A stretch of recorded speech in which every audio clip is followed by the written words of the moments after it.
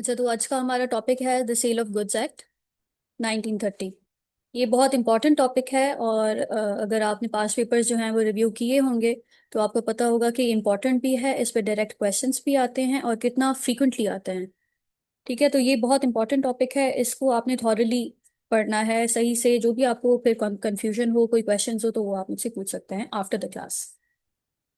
अच्छा, अब ये मैं आपको बता रही हूँ कि मैंने अभी आपको बताया पास्ट पेपर्स जो हैं उसमें अगर आपने एनालाइज किए होंगे तो उसमें सेल ऑफ गुड्स एक्ट के बहुत सारे क्वेश्चंस हैं।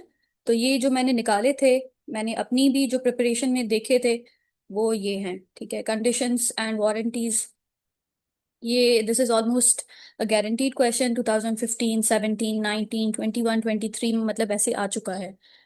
और ये आप देखेंगे कि हर ईयर में किसी ना किसी एस्पेक्ट को वो लेकर examiner sale of goods act को जरूर मेंशन करता है। फिर आगे आपके पास अनपेड सेलर्स राइट्स आ गए उनके, transfer of property, and then you have this sale versus agreement to sale. ठीक है, उसमें शॉर्ट नोट्स भी आते हैं, मोस्टली शॉर्ट नोट्स आते हैं, एंड डिस्टिंक्शंस आती हैं कि इसको आप डिफरेंशिएट करें कि इनमें क्या डिफरेंसेस हैं। अच्छा, अब लास्ट वाली क्लास में somebody asked me कि मतलब हम लिखें कैसे, हम कैसे अपने आंसर्स को फॉर्म करें, मतलब how are we going to start the answer, और मतलब ये। तो अगर इसमें मतलब मैं अगर आपको सेल ऑफ गुड्स एक्ट के बारे में बताऊं कि अगर इस पे कोई क्वेश्चन आता है तो you going to start firstly with the section number. मतलब जो भी उनका रेलिवेंट एक्ट में, सेल ऑफ गुड्स एक्ट में उसका जो सेक्शन नंबर है, इट्स प्रेफरेबल कि मतलब आप वो याद कर लें। अगर याद नहीं होता तो चलो, you can mention the act and then you can continue with the format. मतलब ऐसे के जैसे introduction start with a definition and the relevant section number, कि आपने ये बता दिया under section 2 of the sale of goods act 1930 a buyer is defined as, क्योंकि उसमें पूरी जो है डेफिनेशंस लिखी हुई हैं। तो you will have to memorise those. ठीक है, एक इंट्रोडक्शन आ गया जिसमें आपने एग्जामिनर को एटलीस्ट ये बता दिया कि हाँ मुझे पता है कि ये एक्ट में इस सेक्शन में मेंशन्ड है, and this is the wording and this is the explanation. फिर आ गई आपके पास उसकी बॉडी यूज हेडिंग्स। वो तो मैंने आपको पहले ही बताया था कि आपने हेडिंग ज्यादा से ज्यादा यूज करनी है। पहले तो आपने जो स्टार्ट करना है अपना answer, you have to start with a flow chart और अ डायग्राम, जिसमें आपने सिर्फ हेडिंग्स मेंशन करनी है। ठीक है, फिर आपने one by one you have to explain, you have to substantiate your answer by explaining each of the heading. एक हेडिंग लिख ली और उसके बाद आपने थोड़ा एक्सप्लेन कर लिया, तो होगा ये कि एग्जामिनर को ऑन द फर्स्ट लुक उसको पता चल जाएगा कि नहीं इसको आ रहा है। ठीक है, तो इससे इम्प्रेशन भी अच्छा पड़ता है, एंड ऑल्सो आप कंफ्यूज नहीं होते, आपको पता होता है कि आपने इसके बाद कौन सी चीज जो है वो मेंशन करनी है। अच्छा, in the body you have to structure your answer with clear headings and sub headings. For every legal principle provide the legal rule or law. ठीक है, आपने उसमें लॉ बता दिया कि लॉ ये कहता है। फिर आपने क्या बताया कि जैसे मैंने आपको लॉ ऑफ कॉन्ट्रैक्ट में मैंने आपको बहुत सारी एग्जांपल्स दी हैं, तो आपने क्या करना है कि उस लॉ को, उस रूल को एक्सप्लेन करने के लिए you have to give one relevant example, भले आप सिंपल ही दे दें। अगर कोई केस लॉ, ऐसी कोई बेंचमार्क केस लॉ है उससे रिलेटेड, तो अगर आप वही सिर्फ मेंशन कर देंगे तो आपको मार्क्स मिल जाएंगी। अगर आपको कोई ऐसी उसका केस लॉ याद नहीं आता, इवन तो मैंने ट्राई यही किया है कि मैं हर एक चीज के साथ ना एक केस लॉ मैं उस पर जरूर मेंशन करती हूँ ताकि आप लोगों को याद हो जाए। लेकिन इन केस यू फॉरगेट अपने पेपर के दौरान, तो आपने करना यह है कि एक कोई सिंपल आपने कोई रेलिवेंट एग्जांपल दे देनी है टू एक्सप्लेन द रूल और द लॉ।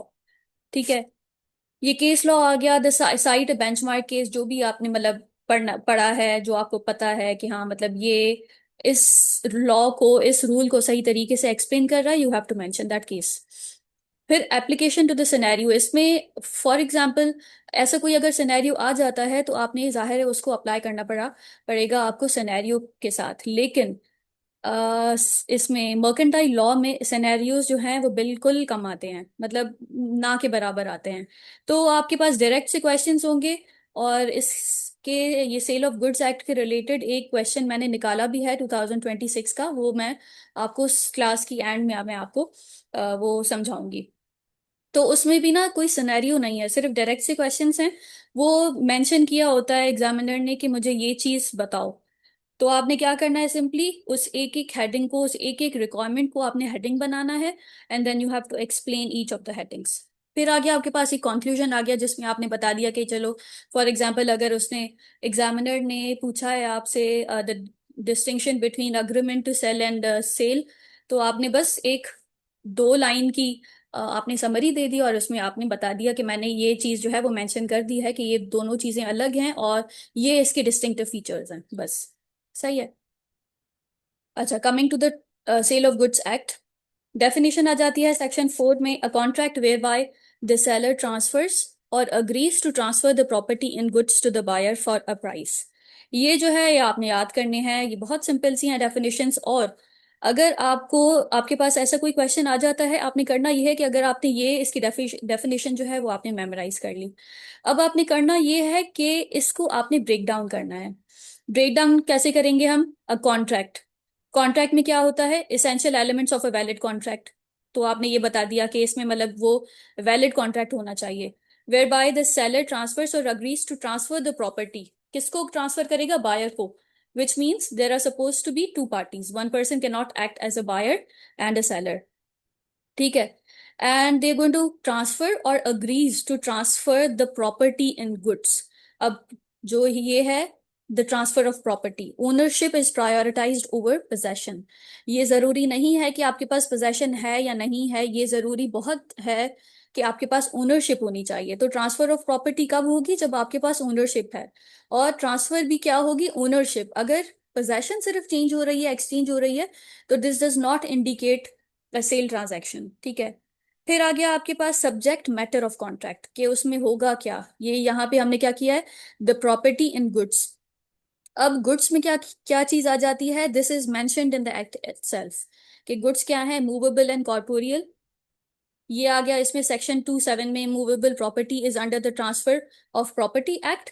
एंड यहाँ पे the sale of goods act में, गुड्स का क्या मतलब है? Goods mean every kind of movable property other than actionable claims and money. ठीक है। Share, stocks, trees, fruits, old coins भी इसमें आ गए, and this could be existing goods, future goods और कंटेंजेंट गुड्स।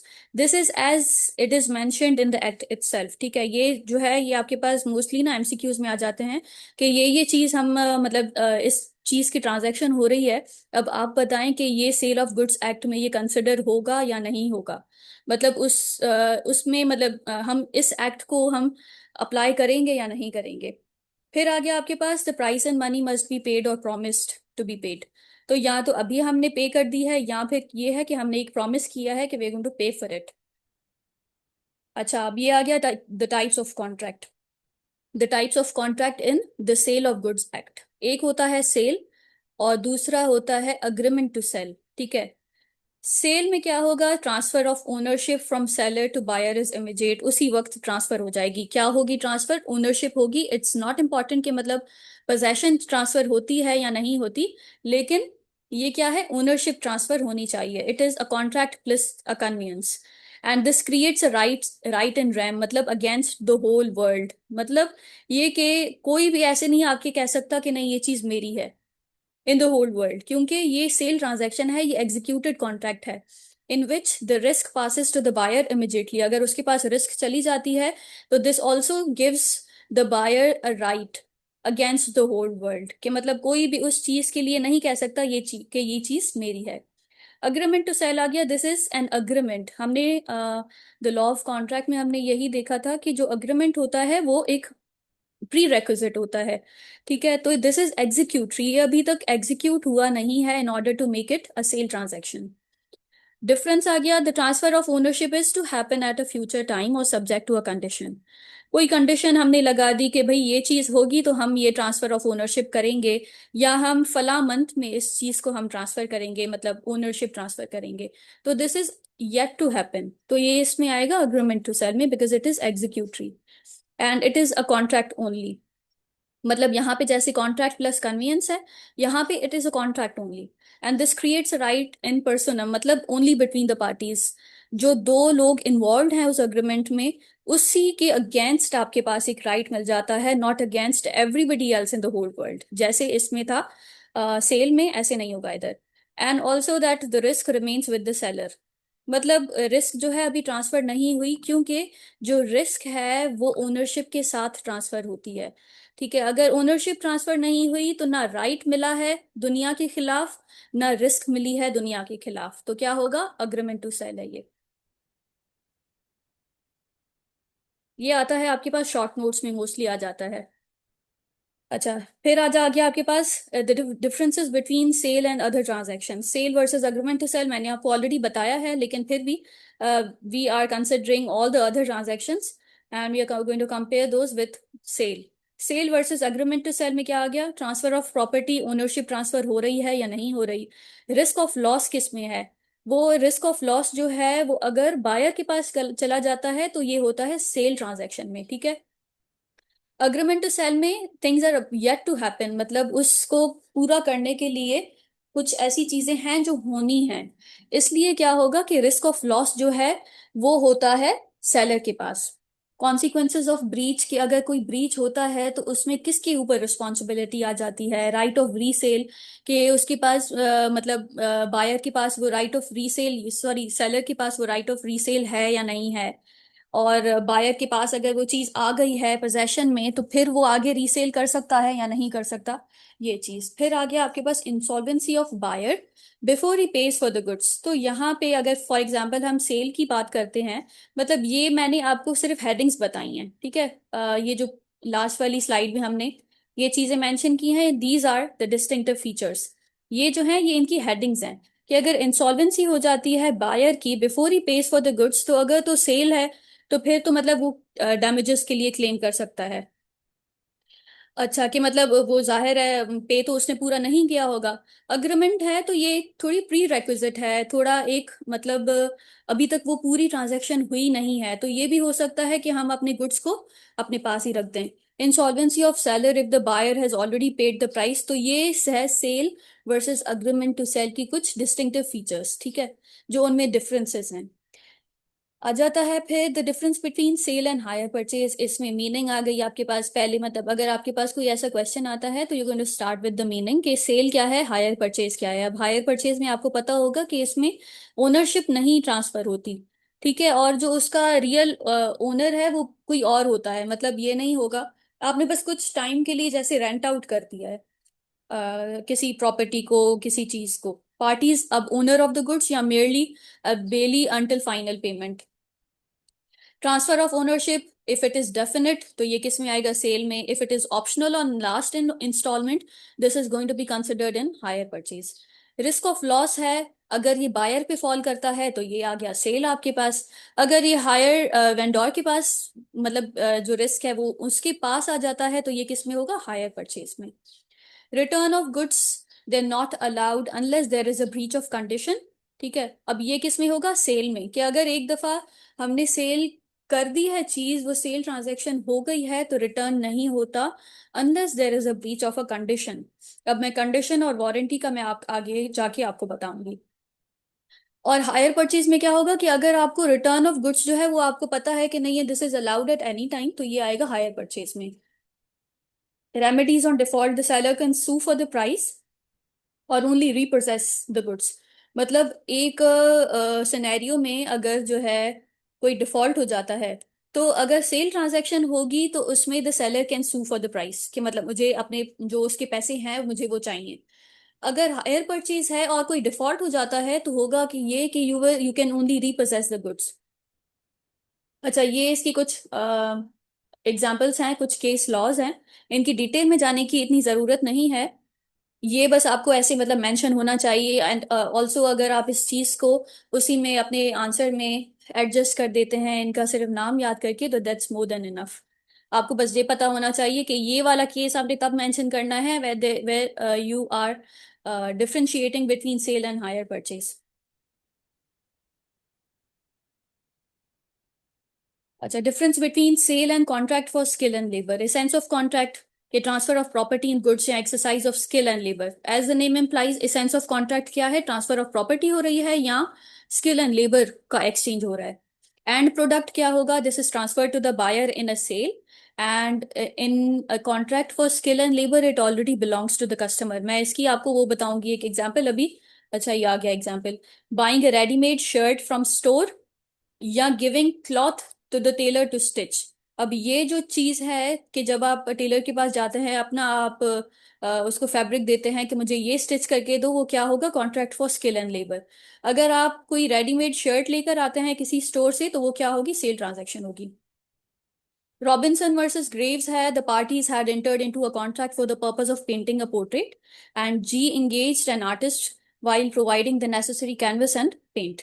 अब एक आ गया कि आपने ना किसी एक पार्टी को एक क्या कहते हैं, पेंटर को आपने ना एक पोर्ट्रेट पेंट करने के लिए दे दी कि मतलब मुझे ये आपने पोर्ट्रेट पेंट करके देनी है। वो क्या होगा? वो होगा आपके पास एक सेल ट्रांजैक्शन। ठीक है। और इसके अलावा जब आप ये देख रहे हैं कि G has engaged an artist while providing the necessary canvas and paint, तो उसमें क्या होगा? ये है उसमें contract for skill and labour. ये आ गया आपके पास। जब अगर ऐसा कोई क्वेश्चन आता है तो ये कुछ केस लॉज मैंने यहाँ पे मेंशन किए हैं, जो अगर आपको एक दो इनमें से याद हो जाते हैं तो वेल एंड गुड, अगर नहीं होते याद तो ये वाला जो है आप केस लॉ सिर्फ याद कर लें कि जब contract for skill and labour की बात आएगी तो you can mention this case law. अच्छा, अगर टाइम ज्यादा है अभी तो मतलब आई एम नॉट श्योर कि मतलब आपको जाहिर है दूसरे सब्जेक्ट्स को भी मैनेज करना होगा, तो आई एम नॉट श्योर कि आपके पास टाइम है या नहीं है, लेकिन अगर टाइम भी ज्यादा है तो फिर आप इनकी डिटेल में भी जा सकते हैं।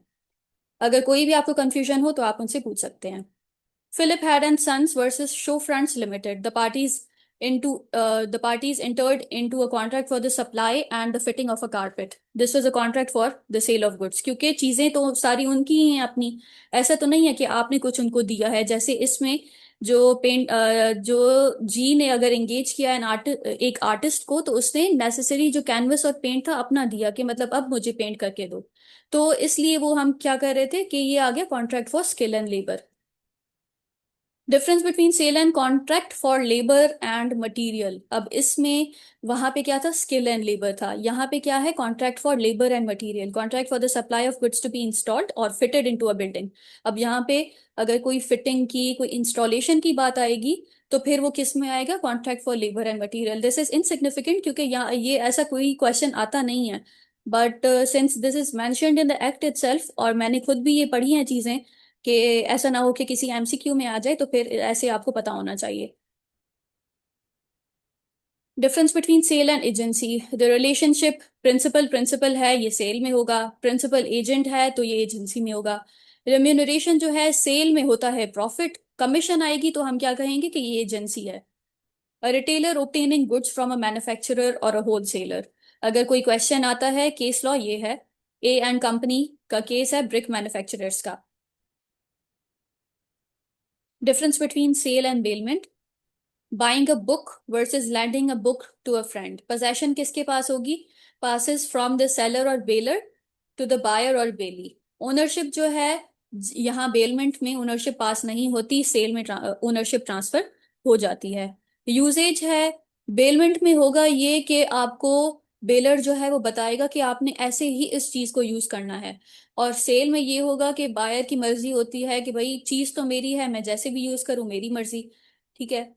फिर आगे आपके पास the right to goods. Buyer is absolute owner और only till the attainment of a purpose, कि आपने बेलर ने बता दिया कि भाई ये पर्पस है, इस पर्पस तक आप ये चीज जो मेरी है, जो कोई मशीनरी है, कोई भी चीज है, आप ये यूज कर सकते हैं। अब सेल अगर ट्रांजैक्शन है तो फिर तो उसकी मतलब वो ओनर है, एब्सोल्यूट ओनर है। जो बायर है वो कुछ भी कर सकता है, उसके पास पूरा राइट है। लेकिन बेलमेंट में अगर आएगा तो फिर उस पर्पस की अटेनमेंट तक ही वो चीज जो है आपके पास होगी, और उन गुड्स पे आपका राइट होगा। उसके एक मतलब कोई पर्पस है, आपने मतलब वो अटेन हो गया, उसके बाद क्या होगा कि वो चीज आपको वापस करनी है। Return of goods. अब ये चीज आ गई, वही मैंने मेंशन की अभी, कि बेलमेंट में क्या होगा कि when the purpose is over you have to return the goods, और सेल में ऐसी कोई ऑब्लिगेशन नहीं होती कि भाई आपने ये चीजें जो है वो वापस करनी है। अच्छा, काइंड्स ऑफ गुड्स आ गए। तीन थ्री काइंड्स ऑफ गुड्स होते हैं, ठीक है, जो सेल ऑफ गुड्स एक्ट में मेंशन्ड है। एक है फ्यूचर गुड्स, फिर है existing goods, and the third ones are contingent goods. अब इसी में एग्जिस्टिंग गुड्स की आती हैं तीन कैटेगरीज, एक स्पेसिफिक, फिर है असरटेन्ड एंड अनअसरटेन्ड। हम एक एक को आगे जाके डिटेल में पढ़ते हैं। एग्जिस्टिंग गुड्स क्या है?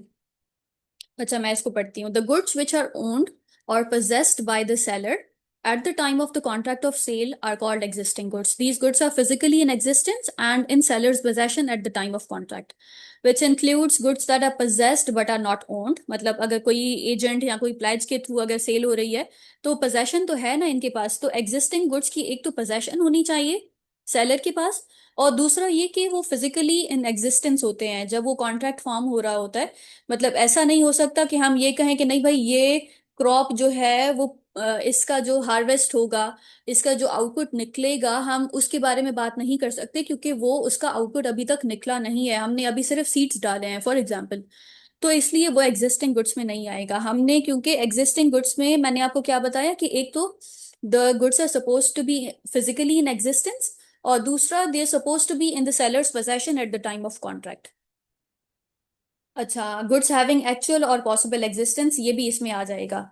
There's no contract for a dead horse believed to be alive or a ship lost on the high seas or a merchandise utterly destroyed by fire, क्योंकि वो उस चीज पे वो उस वक्त एग्जिस्ट करता ही नहीं है। तो एग्जिस्टिंग गुड्स जैसे उसका नाम है वो एग्जिस्ट करने चाहिए।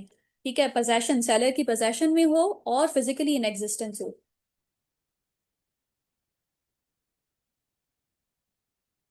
अच्छा, इसकी थर्ड एक जो कैटेगरीज मैंने आपको बताई, एक था स्पेसिफिक गुड्स, फिर है ascertained goods, and the third one is unascertained और जेनेरिक गुड्स। स्पेसिफिक का क्या होगा? मतलब the goods that are identified and agreed upon at the time of contract of sale are called specific goods. As it is जो भी है, जो चीजें मैंने यहाँ पे मेंशन की हैं, जो वर्डिंग मैंने यूज की है वो मैंने एक्ट में से ही निकाली है, and these are my own notes. तो आप अगर इन चीजों को भी एग्जैक्ट एज इट इज याद कर लेते हैं तो दैट्स मोर देन इनफ। अगर आपको आपके पास ज्यादा टाइम है तो फिर आप भले सेल ऑफ गुड्स एक्ट को, मतलब उसका जो बेयर एक्ट है उसको आप गो थ्रू कर सकते हैं। अच्छा, in other words these are the goods which can be clearly identified and recognised as separate things at the time of contract. इसकी मैं आगे जाके तीनों की एक एग्जांपल बताऊंगी आपको। असर्टेन्ड गुड्स क्या है? These may be intended to cover the cases of goods which have become ascertained subsequent to the formation of the contract. मतलब ये क्या था specific? These are identified and agreed upon. आपको clearly पता है, recognise कर लिया आपने कि नहीं ये चीज जो है वो सेपरेट, ये वाली आई am talking about this thing, this specific thing, तो वो क्या होगा? Specific goods. असरटेन्ड में क्या आएगा? These are ascertained subsequent to the formation of the contract. Unascertained generic का क्या मतलब होगा? The goods which are not specifically identified and agreed upon but are defined only by description at the time when a contract of sale is made are called unascertained goods. ये आ गया इसका benchmark case law. ठीक है, हेमन and sun versus मैकलिंटक, 1907 का एक ये case है। अच्छा, अब इसकी मैं तीनों को एक्सप्लेन करने के लिए एक आपको एग्जांपल बताती हूँ। A promises to sell one of his cows to B, pointing it out at the time of contract. A और B एक कॉन्ट्रैक्ट मतलब फॉर्म कर रहे थे for the sale of one of his cows. किसकी हैं काउज? ए की हैं। तो ना वहां पे क्या हुआ कि ए ने पॉइंट आउट किया कि मतलब इस, I am talking about this cow, at the time of contract वो क्या होगा? स्पेसिफिक गुड होगा। अच्छा, A merely promises to sell one of his cows, मतलब मेरी बहुत ज्यादा हैं काउज, लेकिन उसमें से ना ए ने बस ये कह दिया है कि नहीं मैं इसमें से तुम्हें एक दे दूंगा बी को। तो वो क्या होगा? अनसर्टेन्ड होगा, क्योंकि आपको एग्जैक्टली पता नहीं है कि वो ए जो है वो आपको कौन सी वाली काउ देगा। अच्छा, फिर आ गया A makes up his mind as to which one of the 10 cows he will sell and B consents to buy that cow. A ने बता दिया कि भाई ये ना काओ मैं तुम्हें सेल करने वाला हूँ, मतलब अगर तुम्हें चाहिए तो you can take this one. B कहता है चलो सही है मुझे ये वाली काओ ही चाहिए, और वहां पे कॉन्ट्रैक्ट एक फॉर्म हो जाता है। वो क्या है? वो है असर्टेन्ड गुड्स। ठीक है, तो ये सिर्फ एक एग्जाम्पल है आपको ये समझाने के लिए कि स्पेसिफिक गुड क्या होगा, कि ए ने ये प्रॉमिस कर दिया कि भाई ये वाली मुझे, मैं काओ जो है वो तुम्हें सेल करूंगा, Poynting it out at the time of contract. उसने स्पेसिफाई कर दिया कि ये वाली मैं सेल करने लगा हूँ। फिर आ जाता है अनअसर्टेन, कि उसने बस ये कह दिया कि मेरे पास 10 हैं लेकिन उसमें से मैं तुम्हें एक दे दूंगा। तो अब बी को तो ये नहीं पता कि वो कौन सी देने वाला है, तो वो क्या होगा? अनअसर्टेन। असर्टेन में क्या होगा? ए ने कह दिया कि नहीं भाई ये वाली जो ब्राउन वाली है मैं तुम्हें ये वाली दूंगा। अगर तुम मुझसे ले रहे हो, बी कहता है चलो सही है मुझे ये ब्राउन वाली ही चाहिए, वो क्या होगा, असरटेन्ड होगा। ठीक है। फिर आ जाता है आपके पास future goods, merely an agreement to sell, क्योंकि वो एग्जिस्ट तो नहीं करते ना, वो फ्यूचर गुड्स हैं। अब मैंने आपको बताया था कि काइंड्स ऑफ गुड्स में तीन टाइप्स आते हैं, एक एग्जिस्टिंग गुड्स, दूसरा फ्यूचर गुड्स एंड तीसरा है contingent goods. I am talking about future goods now. Future goods में हमेशा there is an agreement to sell, क्योंकि वो I am talking about the future, वो अभी चीज वो जो है वो एग्जिस्ट नहीं करती। The goods which a seller does not possess at the time of a contract but will be manufactured, will be produced, or will be acquired by the seller after making the contract of sale are called future goods. Example आ गया ये case law, Stark's trustees versus Stark 1948, ये इसका benchmark case law है, बस ये इसका नाम आप याद कर लें। अब क्या है, नेचुरल प्रोडक्ट और एक्सपेक्टेड इंक्रीज ऑफ समथिंग, मतलब wine expected from a vineyard या young born of a sheep, वो क्या है, वो नेचुरल प्रोडक्ट है या एक्सपेक्टेड इंक्रीज है किसी क्रॉप का। तो आप क्या कहेंगे, ये आएगा फ्यूचर गुड्स में। और वहां पे फ्यूचर गुड्स में क्या होता है, एक अग्रीमेंट टू सेल होता है सिर्फ। Expectation depending upon chance, fisherman agrees to sell the casting of his net before casting it। एक जो भी चांस पे डिपेंडेंट हो कि भाई मैं ये अभी ये नेट डालूंगा, उसमें जितनी भी मछली आई वो तुम्हारी, तो उसमें पता तो नहीं है डेफिनेटली हमें कि उसमें कितनी मछलियां आएंगी, तो वो क्या होगा, वो फ्यूचर गुड्स होगा। अच्छा, जो तीसरी कैटेगरी है इसकी वो है contingent goods. Though a type of future goods, these are the goods the acquisition of which by the seller depends upon the happening or non-happening of an uncertain event। आपको नहीं पता वो चीज होगी या नहीं होगी, लेकिन वो कंडीशनल होती है, कंटिजेंट होती है।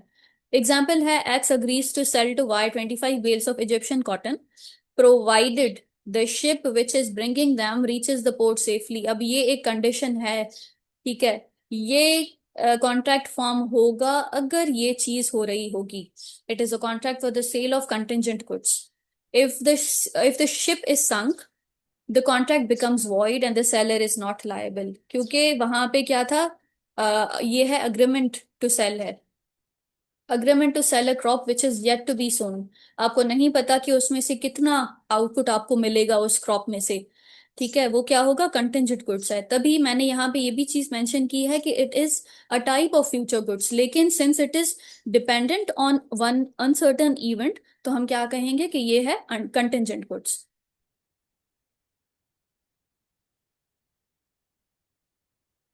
पेरिशिंग ऑफ गुड्स, मतलब पेरिशिंग का क्या मतलब होता है कि जब वो गुड्स खत्म हो जाती हैं। स्कोप ऑफ द प्रोविजन क्या है, कि या तो वो फिजिकली उसकी डिस्ट्रक्शन, फिजिकल डिस्ट्रक्शन हो गई, या पूरा ही तबाह हो गया, मतलब if I am talking about a property तो वो पूरा ही या तो खराब हो गया है, पूरा तबाह हो गया है बिकॉज ऑफ सम इवेंट, या ये है कि मतलब प्रॉपर्टी जो है वो वैसे तो ठीक है लेकिन आधा पार्ट उसका ना डिस्ट्रॉय हो गया है।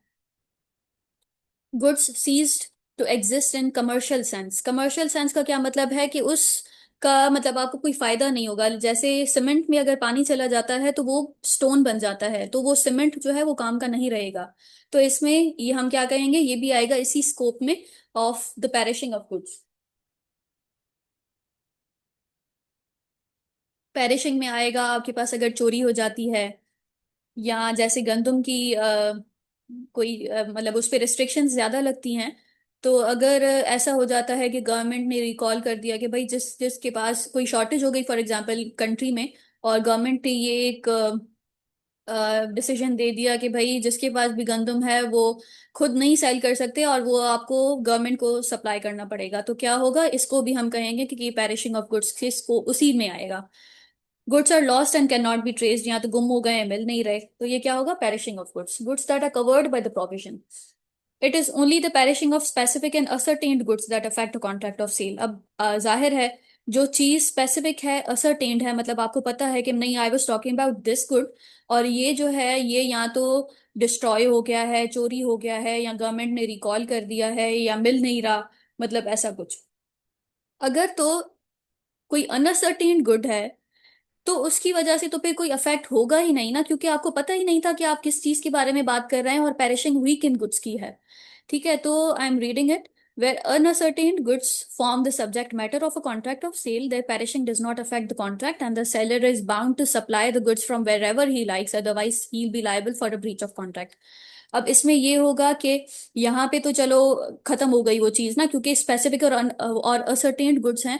अगर वो पेरिश हो जाते हैं तो वो चीज ही खत्म हो जाती है जिसका कॉन्ट्रैक्ट फॉर्म हो रहा था, तो वो वॉइड हो जाएगा कॉन्ट्रैक्ट। लेकिन अगर वहीं पे किसी अनअसर्टेन्ड गुड्स की बात हो रही है और उनकी पेरिशिंग होती है, तो हम तो भाई ये कहेंगे ना कि वो तो वैसे ही मेंशन नहीं था कि ये किस किन गुड्स की बात हो रही है, अनअसर्टेन्ड थे वो तो इसमें हम क्या करेंगे, इसमें वर्डिक्ट ये होगा कि the seller is bound to supply the goods from wherever he likes. अब जहां से भी तुम अरेंज करो, क्योंकि वो अनसर्टेन थे, you have to supply those goods. अगर नहीं करोगे तो तुम्हारी तरफ से, सेलर की तरफ से ब्रीच हो रहा है, और अगर ब्रीच हो रहा है तो फिर जाहिर है उसके लिए लायबल होगा वो। अच्छा, पेरिशिंग ऑफ फ्यूचर गुड्स। अब फ्यूचर गुड्स की अगर पेरिशिंग हो जाती है, this turns into void contract on the grounds of impossibility of performance. कि मतलब अगर किसी फ्यूचर गुड्स की कोई, उनका कोई कॉन्ट्रैक्ट हो रहा था और उनकी पेरिशिंग हो जाती है, तो इसकी वजह से क्या होगा कि on the grounds of impossibility of performance, की मतलब पॉसिबल वो तो परफॉर्मेंस है ही नहीं ना उस पे। जैसे हमने लॉ ऑफ कॉन्ट्रैक्ट में पढ़ा था कि अगर कोई ऐसी चीज बाद में हो जाती है, पहले तो आपने चलो कॉन्ट्रैक्ट एक बना लिया with the help of these future goods, लेकिन अगर आगे जाके मतलब एक कॉन्ट्रैक्ट फॉर्म हो गया और आगे जाके अगर किसी रीजन की वजह से वो उनकी पेरिशिंग हो जाती है फ्यूचर गुड्स की, तो क्या होगा, इम्पॉसिबिलिटी होगी एक परफॉर्मेंस की, कि वो चीज तो हो ही नहीं सकती। इसकी वजह से रिजल्ट में कॉन्ट्रैक्ट जो है वो वॉइड हो जाएगा। ठीक है। तो जब आप पेरिशिंग ऑफ गुड्स, आता नहीं है क्वेश्चन, लेकिन अगर ऐसा कोई क्वेश्चन आता भी है तो आपने बस ये करना है, पहले तो आप बताएंगे कि उसका स्कोप के उसमें क्या क्या आ सकता है, फिर आप ये बताएंगे कि स्पेसिफिक है, असरटेन्ड गुड्स है, उस पे क्या फर्क पड़ेगा पेरिशिंग का, अनसर्टेन्ड है उस पे क्या इफेक्ट होगा, और अगर फ्यूचर गुड्स हैं तो उन पे क्या इफेक्ट होगा, और किन ग्राउंड्स पे होगा, on the grounds of impossibility of performance. ये इसकी समरी है, effects of perishing of specific goods. कि उसकी अगर टाइमिंग है एट और before making the contract, this could be a result of mutual mistake और इम्पॉसिबिलिटी ऑफ परफॉर्मेंस, तो ये क्या हो जाएगा, वॉइड हो जाएगा, क्योंकि वो चीज जो है वो पॉसिबल है ही नहीं, या ऐसी कोई म्यूचुअल मिस्टेक हो गई है जिसकी वजह से उनकी, मतलब वो वॉइड हो जाएगा कॉन्ट्रैक्ट। अच्छा, अगर it is before sale but after an agreement to sell, मतलब ये मैंने आपको बताया था कि अग्रीमेंट टू सेल जो है वो थोड़ा प्री रेक्विजिट होता है। तो अगर ये है, it could be a result of supervening impossibility, के बाद में कुछ ऐसी चीज हो जाती है जिसकी वजह से इम्पॉसिबल हो जाती है वो परफॉर्मेंस, तो क्या होगा, वॉइड होगा होली और partly, depending on whether it is divisible और इनडिविजिबल। अगर डिविजिबल है तो फिर तो हम ये कहेंगे कि जो पार्ट हम परफॉर्म कर सकते हैं वो तो वैलिड कॉन्ट्रैक्ट रहेगा, जो पार्ट हम परफॉर्म नहीं कर सकते वो क्या हो जाएगा, वॉइड हो जाएगा। अच्छा, perishing of specific goods at और before making a contract. In the case of perishing of the whole of the goods, ये मैंने आपको अभी बात बताई है कि अगर इनडिविजिबल है या डिविजिबल है, where specific goods form the subject matter of a contract of sale and they, without the knowledge of the seller, perish at or before the time of contract, the agreement is void. This could be a consequence of mutual mistake as to a matter of fact or on the ground of impossibility of performance, कि वो चीज जो है वो possible नहीं है।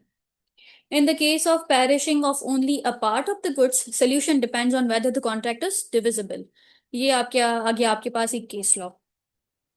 अच्छा, जो कॉन्ट्रैक्ट है अगर डिविजिबल है तो फिर तो चलो जो चीज हो सकती है वो वैलिड रहेगी, जो जो चीज इम्पॉसिबल है उसकी परफॉर्मेंस जिस पार्ट पे नहीं हो सकती वो हो जाएगा void.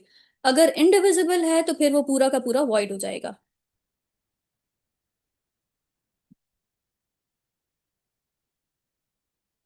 Perishing of specific goods before sale but after agreement to sell. अब ये जो चीज है, ये वाला एक्सप्लेन हो रहा है। ठीक है, मैंने आपको बताया था कि पहले आपने, मैं अपने आंसर्स में भी मैं भी ऐसे ही करती थी कि पहले एक फ्लो चार्ट बना लिया and then I use to explain each of the headings, तो मैंने यहाँ पे भी यही किया, एक फ्लो चार्ट बन गई पहले, फिर हम एक एक कैटेगरी को, perishing of specific goods at और बिफोर मेकिंग द कॉन्ट्रैक्ट, और फिर आ जाता है perishing of specific goods before sale but after agreement to cell.